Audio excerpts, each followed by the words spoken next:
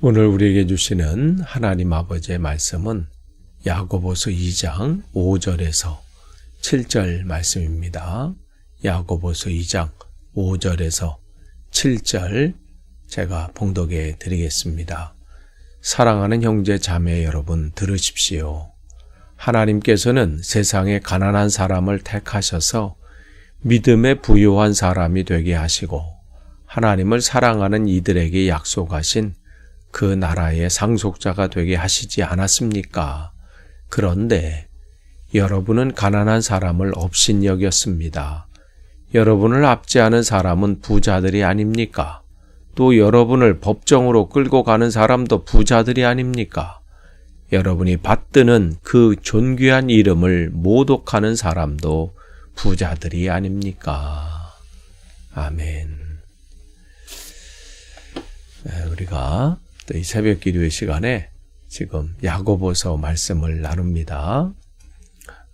야고보서를 여러분 지금 야고보서를 통해서 주님께서 우리에게 오늘 이 시대를 살아가고 있는 우리들에게 전하시고자 하는 말씀, 우리가 깨닫기를 원하는 그 말씀을 우리가 오늘도 온전히 또 깨닫고 붙잡는, 그리고 또 우리 삶에서 또 그렇게 행함으로 영광 돌리는 귀한 시간 되기를 원합니다. 지금 이 야고보가 지금 편지를 쓰는 이 상황 가운데 교회에서 이러한 일들이 벌어진 거죠. 뭐냐면 부자들은 잘 또 이렇게 섬기고 잘 대우하고, 그렇지 못한 또 특별히 가난한 사람들, 그런 사람들은 또 함부로 대해도 되는 줄 알고, 또 그러한 모습들이 이제 드러난 거예요. 모든 사람이 그런 건 아니겠지만 그러한 지금 이 분위기가 또 그러한 사람들이 있었다는 것이죠. 그래서 지금 야고보를 통해서 주님께서 그들의 이 모습들, 그 모습들을 지금 점검하고, 그렇게 하는 것이 얼만큼 하나님 보시기에 안 좋은 것인지, 오죽하면 어제 우리가 말씀 나눈 2장 4절에 너희들이 나쁜 생각으로, 개역개정은 악한 생각이라고 그랬어요. 남을 판단하는 사람이 되는 게 맞냐. 그러니까 그들의 그런 판단들, 또 그렇게 구분하는 것, 차별하는 것은 하나님 기뻐하지 않는 악한 생각이다, 나쁜 생각이다, 이렇게 말씀을 하시는 거예요. 그러면서 그들이 판단하고 또 구별하고 구분짓고 차별하는 그 사람, 그 가난한 사람, 힘이 없는 사람, 이 사람은 하나님께서 오늘 5절에 뭐라고 했어요? 그 사람들을 택하셨다 그랬어요. 세상의 기준과는 달라요. 세상에서는 뭔가 일을 도모할 때는 그래도 능력이 있고 어느 정도 뭔가를 갖추고 있는 사람, 이런 사람을 택하잖아요. 그 사람과 함께 하잖아요. 근데 주님께서 이 가난한 사람, 다른 웬만한 사람은 그냥 무시하고 또 그냥 거들떠도 보지 않는 그러한 사람일지라도 주님에게는 모든 사람이 주님의 자녀이고 다 택함을 받을 수 있는 조건이 되는 사람들이에요. 그들을 택하셔서 그냥 끝나는 게 아니라 뭘 하시려고 하시는 거예요? 믿음에 부요한 사람이 되게 하신다. 전혀 조건이 되지 않아요. 그런데 그런 사람일지라도 주님은 그 사람을 믿음의 부자인 사람으로 만든다. 그 이유가 뭐예요? 결론은 하나님을 사랑하는 이들에게 약속하신 하나님의 나라의 상속자가 되게 하시려고. 그래서 택하셨다는 거예요. 그러니까 그들의 상황이 지금 핍박을 받는 것도 때문에 힘겨워요. 지금 이 초대교회에 진짜 올곧게 신앙의 길을 걸어가는 사람들에게 겪는 그 고초가 있어요. 오죽하면 예수님 시대에 예수를 그리스도로 메시아로 고백하는 사람들. 그 사람들에게는 어떤 일들이 일어나요? 직업을 못 구해요. 잃어버릴 각오를 해야 돼요. 관직에 있는 사람들은 거기서 쫓겨날 그 각오를 해야 돼요. 심지어는 생명을 잃어버릴 각오까지 해야 합니다. 그러니까 이 초대교회, 이 처음 교회 이 시대에 예수님을 믿는다는 것은 정말 쉽지 않아요. 그러니까 그러한 상황 가운데 자기 의지와 상관없이 가난한 그러한 상황 가운데 자기가 노출될 수 있어요. 우리 예전에 이 일제시대 때 독립투사들, 그 후손들 얼마나 그 고통의 순간들이 있었습니까? 지금 여기도 마찬가지예요. 그럼에도 불구하고 그들이 여기 보면 믿음에 부요한 사람이 된 거예요. 아니 외부에서 여러 가지 핍박들, 환난들, 공격들, 예수님을 믿는 것 때문에 힘겨운 그런 상황들이 있잖아요. 그런데 내부에서도 그런 차별적인 눈초리가 있어. 그냥 눈에 보여. 부자들이 오고 사회적인 위치가 있는 사람들은 그냥 눈빛에서 막 꿀이 떨어지는 것처럼 보여. 그런데 가난한 사람들, 연약한 사람들, 지위도 별 볼 일 없고 뭐 이런 사람들은 또 그렇지 않은 차별적인 요소, 또 부당하게 대우하는 모습들, 이러한 모습들이 보인다는 거예요. 그러면요, 믿음 안에 온전히 서 있지 않으면 어떤 일들이 일어나요? 아이고 예수 믿는 사람, 저 사람들 별거 없네. 내가 왜 이 대우를 받아야 돼? 하면서 그 공동체에서 나가든지 아니면 다른 데로 바꾸든지 뭐 이러한 일을 했겠죠. 그런데 이 사람들은 어떻게 된 거예요? 그 안에서도 어떻게 해요? 나는 하나님만 바라본다. 어디 가나 똑같지 않는가? 그 사람이 그 사람이고. 뭐 그렇죠. 예전에 그런 말이 있었어요. 세상에서 이렇게 하는 말에 쓰레기차 피하려다가 똥차를 만났다. 내가 그 상황을 이겨내지 못하면요, 다른 데 가서 바꾸면 또 가면 뭐 다 나를 다 뭐 인정해주고 나를 다 환영해주고 모든 걸 다 이해해주고 그런 사람만 있지 않아요. 또 다른 사람이 또 힘들게 하는 사람도 있고, 그 사람은 근데 사실 나에게 일부러 그렇게 하려고 하는 것은 아닐 거예요. 그런데 어떻게 하다 보니까 또 상황이 또 그러다 보니까 뭐 그런 경우도 있어요. 어쨌든 힘겨운 상황들은 어느 곳이나 다 있다. 그런데 오늘 이 사람은 그 가운데서도 어떻게 해요?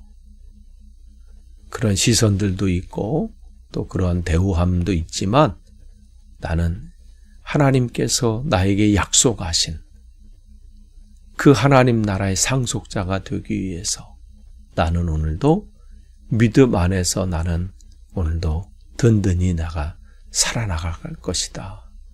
내가 다른 사람이 나를 인정해 주거나 다른 사람이 나를 어떻게 대우하는 그게 중요한 게 아니라 하나님께서 나를 이렇게 사랑하신다는 것. 나는 세상에 의지할 것이 없다. 내가 가진 것도 없고 사회적인 지위도 있는 것도 아니고 그렇다고 내가 이 고난과 환난과 역경을 벗어난다고 내가 예수님을 버릴 수가 없지 않은가. 그러니 나는 이 믿음 안에서 나는 온전히 선 있어야 되겠다 하면서 그 길로 가는 거예요. 그러니까 믿음의 그 사람을 주님은 믿음의 부자라 이렇게 말씀하시는 거예요. 세상 것은 없고 세상 사람들은 그렇게 대우하지 않는다 할지라도 나는 믿음의 부요자다. 두 가지 다 잃어버릴 수 없잖아요. 세상의 것으로 내가 채울 수 없는 상황이야. 여러 가지 상황과 형편이. 그래서 가난함이 나에게 있어. 근데 그것 때문에 사람들이 별로 이렇게 대우해주지도 않고 뭐 그것 때문에 나를 그런 시선으로 본다 할지라도 그것 때문에 이것 또한 이걸 놓칠 수 없는 거예요. 믿음의 부요함. 오죽하면 주님께서 이 가난한 길로 걸어가려고 하는 제자들에게 뭐라고 말씀하십니까? 마태복음 5장 3절에 마음이 가난한 사람은 복이 있다. 하나님의 나라가 그들의 것이다. 믿음을 지킨다는 거죠. 믿음의 부요자가 마음이 가난하다는 것은 나는 하나님밖에는 없습니다.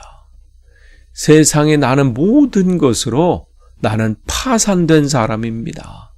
세상에 의지할 것이 없습니다.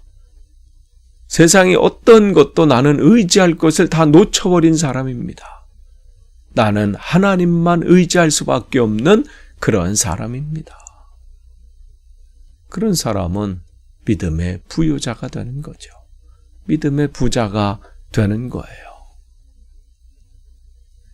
지금 이 신앙의 길을 걸어가고 있는 지금 초대교회 사람들, 이미 주님께서 그들이 잘 알고 있다는 신명기 말씀, 그들이 암송을 한다고 하는 그 신명기 말씀, 신명기 10장 17절에 19절에 이렇게 말씀하시죠. 이 세상에는 신도 많고 주도 많으나 당신들의 주 하나님만이 참 하나님이시고 참 주님이십니다. 그분만이 크신 권능의 하나님이시요 두려우신 하나님이시며 사람을 차별하여 판단하시거나 뇌물을 받으시는 분이 아니시며 고아와 과부를 공정하게 재판하시며 나그네를 사랑하셔서 그에게 먹을 것과 입을 것을 주시는 분이십니다. 당신들이 나그네를 사랑해야 하는 것은 당신들도 한때 이집트에서 나그네로 살았기 때문입니다. 그들이 암송하여 알고 있는 이 말씀을 알면서도 그들은 그들의 삶 속에 세상 사람들이 하는 대로 판단하고 편을 나누고 그렇게 말로써 또 사람들에게 상처를 주고 그러한 일들이 일어났다는 것이죠. 그러니까 6절에 단호하게 말씀하셔요. 여러분은 가난한 사람을 업신여겼습니다. 그럼에도 불구하고 그들은 믿음의 부자가 되었습니다. 그러한 분위기가 있고 그렇게 자기를 대우하는 사람이 있지만 그들은 그 사람의 말 때문에 그 사람들의 행동 때문에 자기를 대하는 그것 때문에 흔들리지 않았어요. 왜냐하면 진짜 중요한 것이 이것인 걸 아는 거예요. 여러분 사소한 것 때문에 진짜 중요한 것을 놓치지 않길 원합니다. 사람들이 여러분을 기분 나쁘게 대합니까? 사람들이 여러분을 업신여깁니까? 사람들이 여러분을 정말 이 마음을 힘들게 합니까? 그것 때문에 진짜 중요한 것을 놓치지 않기를 원합니다. 또한 여러분 말로나 눈빛으로나 여러분의 행동으로 어떤 사람을 업신여기고 또 우습게 생각하시고 또 하나님 낮게 생각하십니까? 그것은 그 사람을 그렇게 대우하는 게 아니고요. 하나님을 그렇게 대우하시는 겁니다. 왜냐하면 그도 하나님의 자녀이기 때문에 그렇고요. 우리가 함부로 대우하거나 함부로 생각하거나 함부로 말하고 쉽게 오르내릴 수 있는 사람은 단 한 사람도 없습니다. 여러분이 그분을 잘 기억하셔야 돼요. 그러니까 오늘 여기서 오면 그들이 온갖 아첨과 아부하고 잘 보려고 했던 그 부자들. 그러나 그들이 결국은 그 사람들을 힘들게 하는 사람 아니냐 이렇게 말하고 있어요. 그 시대에 그랬었던 거예요.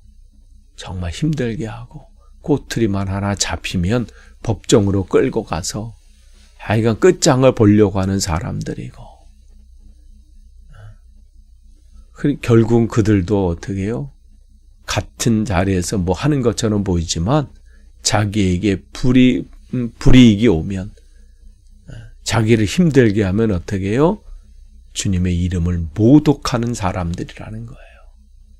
그런 사람이 관심 갖지 말고 힘겨운 사람들, 가난한 사람들, 어려운 사람들에게 우리의 시선을 두라고 말씀을 하시는 거예요. 오늘도 우리가 그러한 삶으로 채워지기를 축복합니다. 기도하겠습니다. 하나님, 오늘도 주님 말씀을 주셔서 감사합니다.